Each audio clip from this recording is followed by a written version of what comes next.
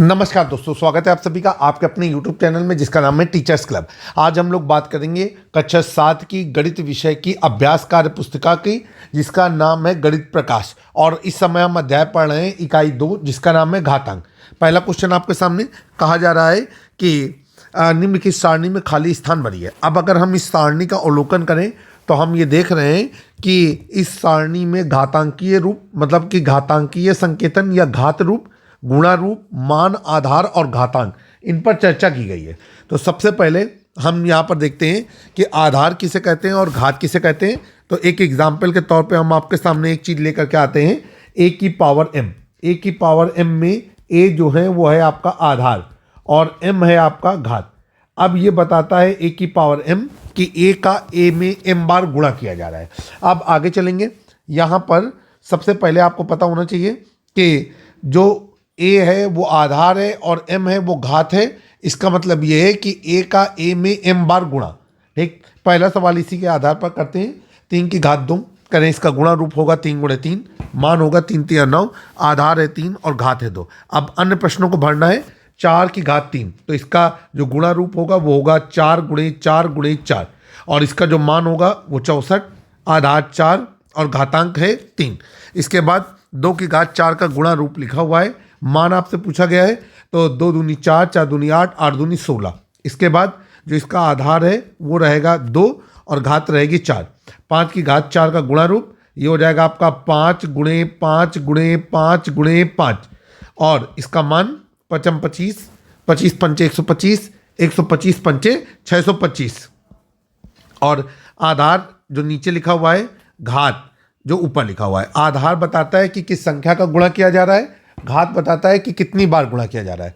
अब 7 की घात 4, तो ये हो जाएगा आपका 7 गुणे 7 गुणे 7 गुणे 7 और इसका जो मान आएगा वो आएगा हमारा कितना, ये आएगा 2401।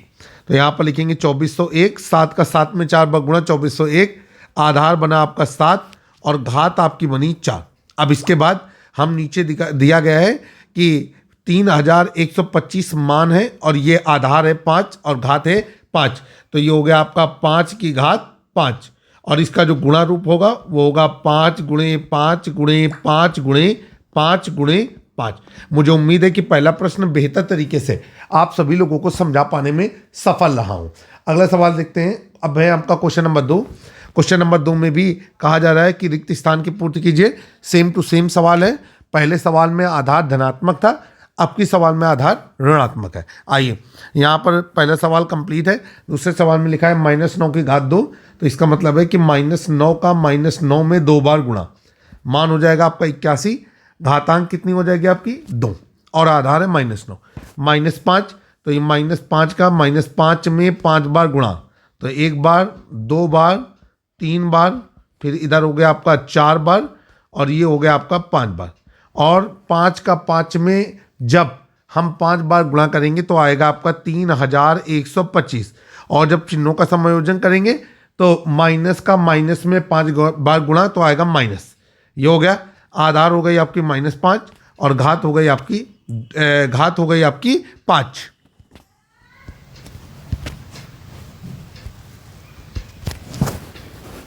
अभी हम आगे हल करेंगे। अब ये लिखा हुआ है -8 की घात 3, तो इसका मतलब हो गया आपका -8 गुणे -8 गुणे -8 और ये 8 8 64, 64 8 512 और माइनस का माइनस में 3 बार गुणा, तो यहाँ पर आएगा -512।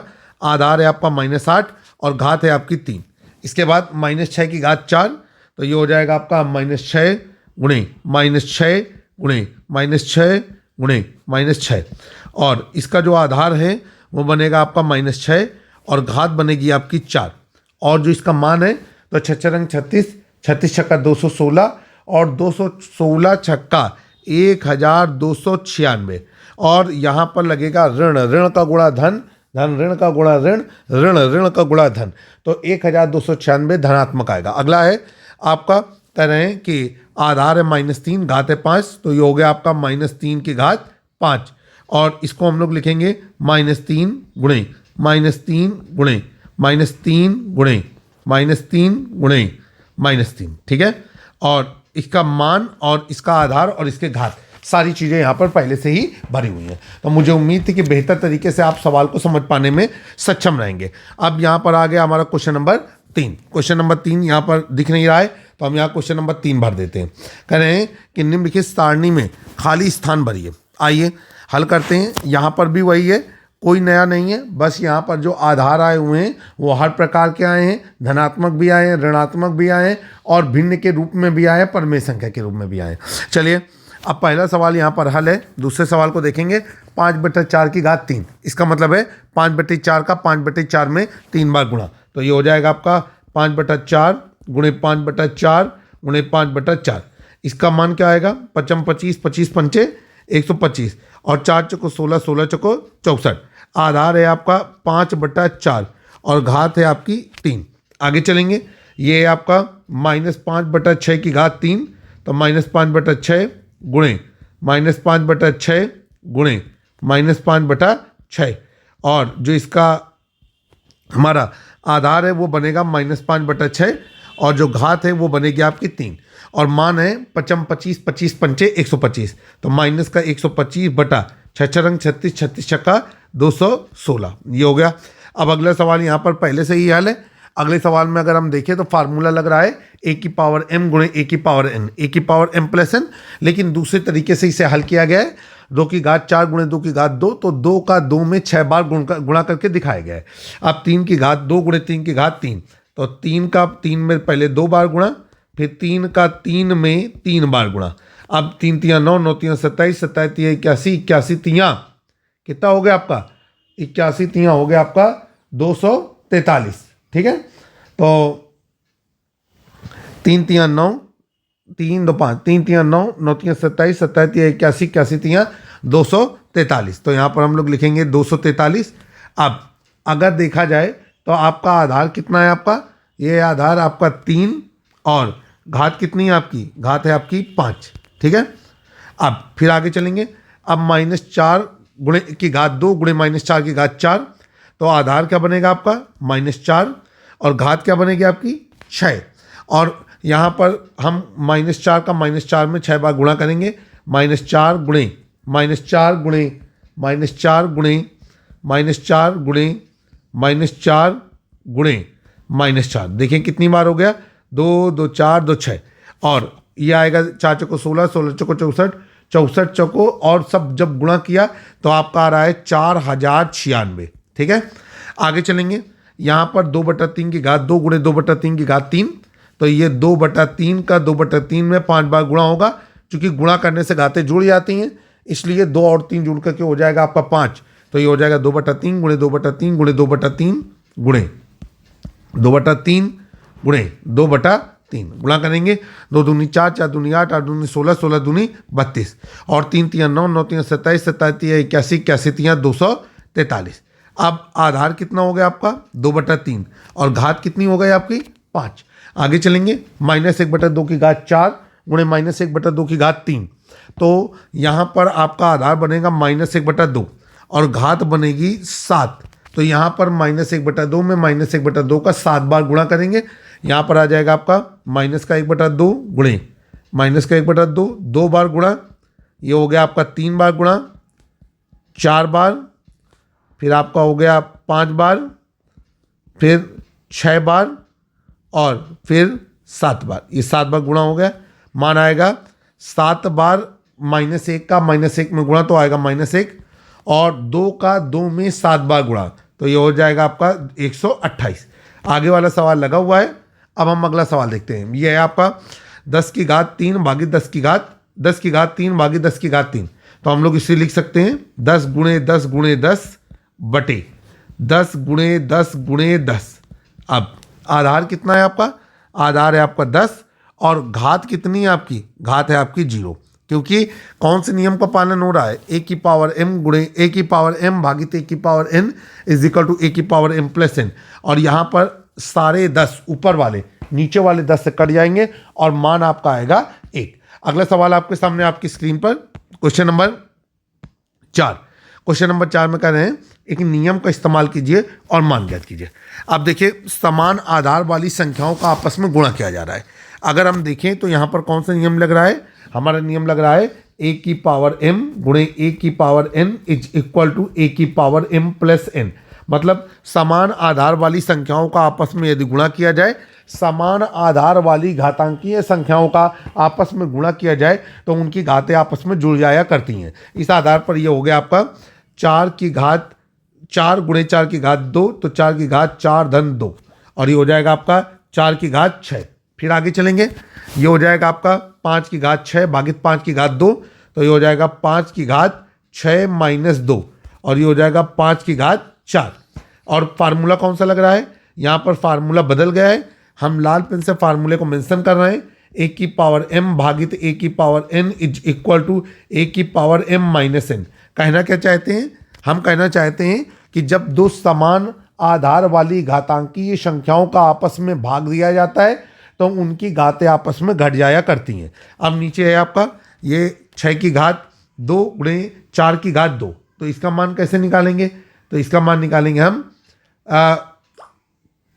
थोड़ा सा ये सवाल गलत लिखा हुआ है, जहाँ पर ये 4 है पुरानी किताबों में वहाँ पर 6 दिया गया है। तो हम जो रियल सवाल है वो ये है आपका कि 6 की घात 2 गुणे 6 की घात 2, और ये हो जाएगा आपका 6 की घात 2 प्लस 2 6 की घात 4।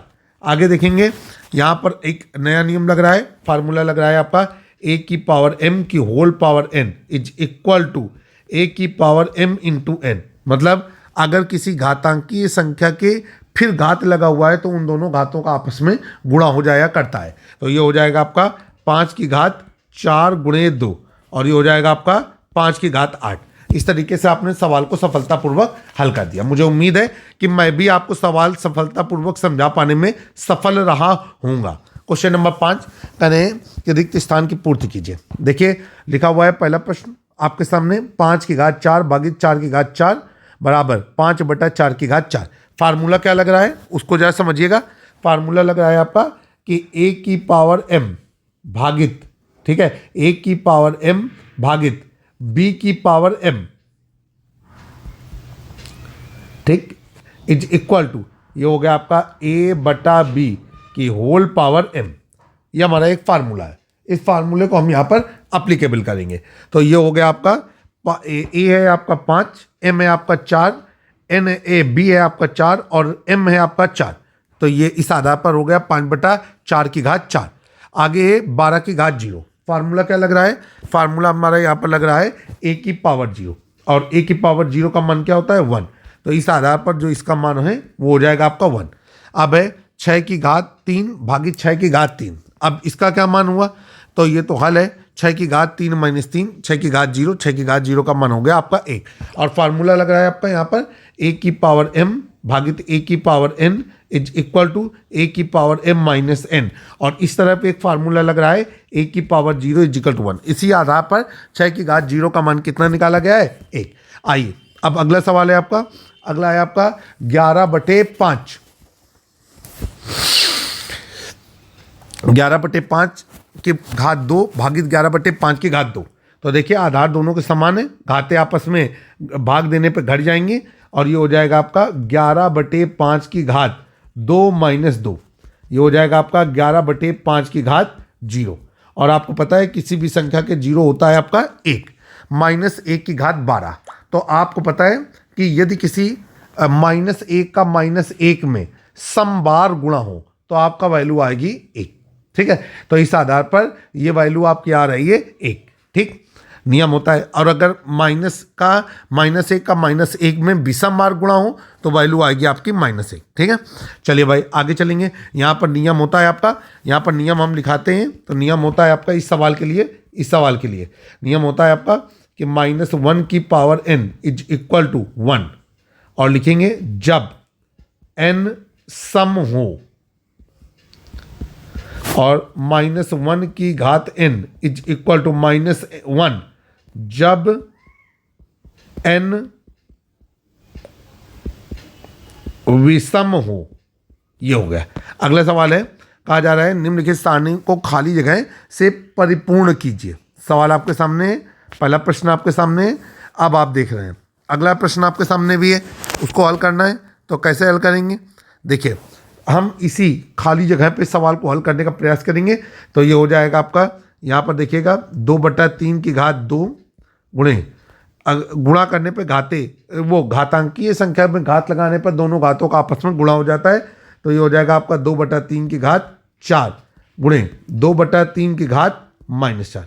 अब इनको जब आपस में हल करेंगे तो ये हो जाएगा आपका 2/3 की घात 2 धन 4 -4, ये दोनों आपस में कट गए और ये हो जाएगा आपका 2/3 की घात 2।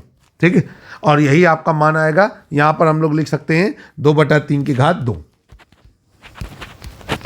आगे चलेंगे, यहां पर लिखा हुआ है -1/3 की घात -2 गुणे 3 की घात 2 बराबर इतना। तो आपको पता है एक नियम होता है आपका, ये होता है आपका नियम, यहां पर लगाते हैं, ये होता है 1/a की power -n is equal to a की पावर n, ये नियम होता है। इसी आधार पर 1/3 की घात -2 3 की घात 2 में बदल गया है। अब यहाँ पर फार्मूला क्या लग रहा है, देखिए दोनों के आधार समान है। फार्मूला हमारा लग रहा है a की पावर m गुणे a की power n is equal to a की पावर m प्लस n। इस आधार पर जो हमारा सवाल है वो हो जाएगा 3 की घात 2 धन 2 और ये हो जाएगा आपका 3 की घात 4। अगला सवाल देखते हैं। अगले सवाल में भी फार्मूला हमारा लग रहा है a की पावर m गुणे a की पावर n, दोनों के आधार समान है। तो ये हो जाएगा 7 की घात 2 धन -5 और ये हो जाएगा 7 की घात कितना 2 -5 और ये हो जाएगा 7 की घात -3। आगे चलेंगे, अगले सवाल में हमारा क्या हो जाएगा, वही फार्मूला लगेगा 1/a की power -n is equal to a की पावर n। इस आधार पर ये हो जाएगा आपका 2 की घात 2 गुणे 2 की घात 2 भागित 2 की घात -3। अब यहाँ पर दोनों फार्मूले एक साथ अप्लीकेबल हो रहे हैं, a की पावर m गुणे a की power n is equal to a की पावर m प्लस n। तो ये हो जाएगा आपका 2 की घात 2 धन 2 -3 और ये हो गया 2 की घात 4 -3 और ये हो गया आपका 2 की घात 1 और 2 की घात 1 का मान होता है आपका 2। तो मुझे उम्मीद है कि सारे सवाल हम बेहतर तरीके से आप तक समझा पा रहे हैं। अच्छा, ये जो आपका लिखा हुआ है 7 की घात -3, इसे हम लोग लिख सकते हैं 1/7 की घात 3। अगला सवाल है आपका गुणा। अब यहाँ पर कौन सा नियम लग रहा है, a की पावर m की whole power n is equal to a की पावर m इंटू n। इस आधार पर ये हो गया आपका 4 की घात 9 भागित 4 की घात 25 गुणे 4 की घात 16।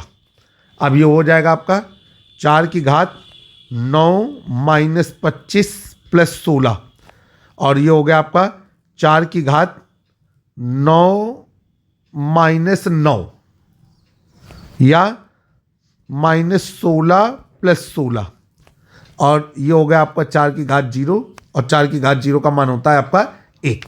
ठीक है, तो इसका मान हमारा हो जाएगा 2, इसका मान हो जाएगा हमारा 1 और इसका मान हो सकता है 1/7 की घात 3।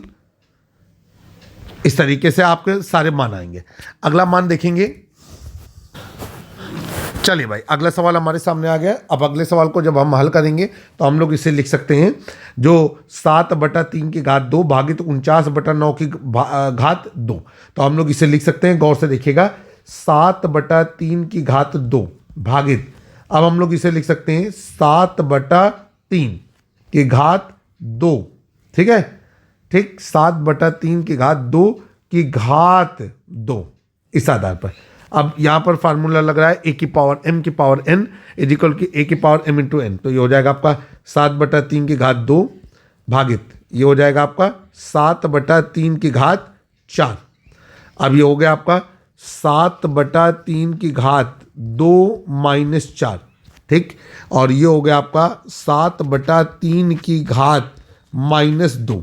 ठीक है, और इस तरीके से आपने इस सवाल को सफलतापूर्वक हल कर दिया। क्वेश्चन नंबर 7 कहा जा रहा है, निम्नलिखित सारणी में रिक्त स्थानों की पूर्ति कीजिए। सवाल है आपका कि साधारण रूप दिया गया है, इसे मानक रूप या वैज्ञानिक रूप में बदलिए। तो देखिए, सबसे पहला नियम तो ये होता है कि जैसे यहाँ पर एक संख्या लिखी हुई है, इकाई, दाई, सैकड़ा, हजार, 10,000, लाख, 10 लाख, करोड़, 1,49,60,60,000 लिखा हुआ है और इसे मानक रूप में बदलना है। तो इसमें दशमलव हमेशा संख्या समाप्त होने के बाद यहाँ पर रहता है, ठीक है, ऐसे। अब मानक रूप में क्या होता है कि दशमलव को सरकाते हैं, दशमलव के लेफ्ट हैंड साइड पे सिर्फ एक अंक होना चाहिए, ठीक है, और वो 10 की घात के रूप में होना चाहिए, ठीक है। इसी आधार पर इसको समेटा गया है। और जब दशमलव राइट से लेफ्ट की ओर आता है तो 10 की घात धनात्मक होती है, और लेफ्ट से राइट की ओर जाता है तो 10 की घात ऋणात्मक होती है। आइए अगर हम इसमें अवशोषण करें, इसमें अवलोकन करें, तो हमारा दशमलव कहाँ पर है, हमारा दशमलव यहाँ पर है, ये यहाँ पर है, ठीक है। और दशमलव हमें होना कहाँ चाहिए, 1 और 3 के बीच में। तो कितने अंक जाएगा, 1 2 3 4 5 6 7 8 9। तो ये हो गया आपका 1.357 और 0 0 को छोड़ देंगे, गुणे 10 की घात 9। अगला सवाल है आपका, दशमलव कहाँ पर है, यहाँ पर है। आपको समझाने के लिए लिख रहे हैं कितने अंक होना चाहिए, 3 2 5 2 7 1 8। तो 5.2 गुणे 10 की घात 8। अब मानक रूप में दिया गया है, साधारण रूप में व्यक्त करना है, तो ये कितना हो जाएगा, ये हो जाएगा आपका 3 8 4 4। कितने जीरो लगेंगे, 8। 1 2 3 4 5 6 7 8, ठीक। और 3 अंकों में दशमलव लग जाएगा, तो 3 अंकों में हम दशमलव लगा देंगे। फिर क्या बचेगा, ये बचेगा आपका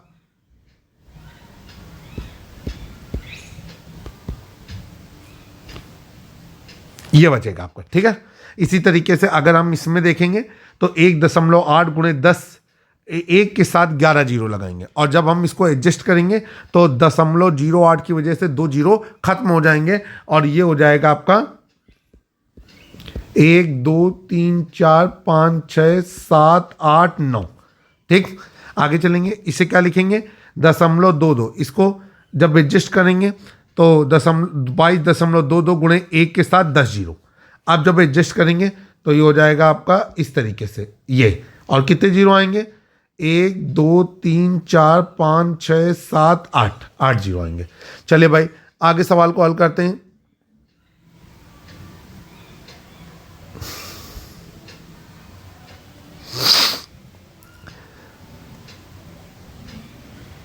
अब आगे सवाल को हल करते हैं, ठीक है।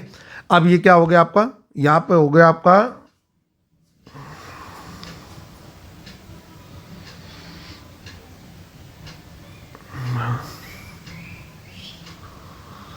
अब अगला हो गया आपका, अगला है 0.00055। तो दशमलव लेफ्ट से राइट की ओर जा रहा है, कितने अंक जाएगा, 1 अंक 2 अंक 3 अंक 4 अंक। दशमलव होना चाहिए 5 और 5 के बीच में, तो ये हो गया आपका 5.5 गुणे 10 की घात, जितने अंक चलेगा तो -4, ठीक है। अब ये हो गया आपका 2.576 गुणे 10 की घात, कितना अंक आपका, -3। फिर आगे चलेंगे, अगला हल करेंगे, ये हो गया आपका होना चाहिए 1 और 2 के बीच में, कितने अंक चलेगा, 2 2 4 2 6 और 1 7। तो 1.2 गुणे, ठीक, 1.2 गुणे 10 की घात -7। और अगर अब इसे लिखना है तो किस तरीके से लिख सकते हैं, इसे हम लोग लिख सकते हैं, देखिए ये दशमलव कितने अंक चला जाएगा, 8 अंक, ठीक। तो ये हो जाएगा आपका 2 2 4 2 6 1 7। तो ये हो गया आपका 121 पहले लिखा, और कितने जीरो लगाए, 1 2 3 4 5 6 7, क्योंकि 10 की घात -8 है, तो ये होना चाहिए आपका 2 3 2 5 2 7 और 1 8।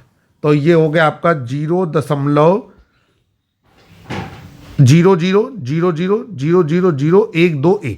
ऐसे ही आखिरी के जो 2 सवाल हैं उनका जब एडजस्टमेंट करेंगे तो ये हो जाएगा 0.123 और ये हो गया आपका 25, ठीक है। जब हम एडजस्ट करेंगे तो हमारा यही मिलेगा, ठीक है। अब मुझे उम्मीद है कि बेहतर तरीके से हम आपको समझा पाने में सफल हो पा रहे हैं। अब आगे चलेंगे, ये है आपका, इसको एडजस्ट करना है, तो ये क्या हो जाएगा आपका, ये हो जाएगा आपका 0 दशमलव कितने, 2 2 4 2 6 2 8 2 10, ठीक। 1 2 3 4 5 6 7 8 9 10 और आगे हो गया 6 0 0 1। इस तरीके से आपने जो है दशमलव रूप को मानक रूप में और मानक रूप को दशमलव रूप में परिवर्तित करने की कोशिश की। मुझे उम्मीद है कि मेरे द्वारा समझाया गया चैप्टर आपको बेहतर तरीके से समझ में आया होगा। जल्द ही एक नए वीडियो में फिर से मुलाकात करेंगे। जुड़े रहें आप अपने यूट्यूब चैनल से जिसका नाम है टीचर्स क्लब। और बेहतर तरीके से वीडियो कॉन्सेप्ट समझने के लिए आप हमारी प्ले लिस्ट से भी वीडियो को एक्सेस कर सकते हैं। जय हिंद, जय भारत।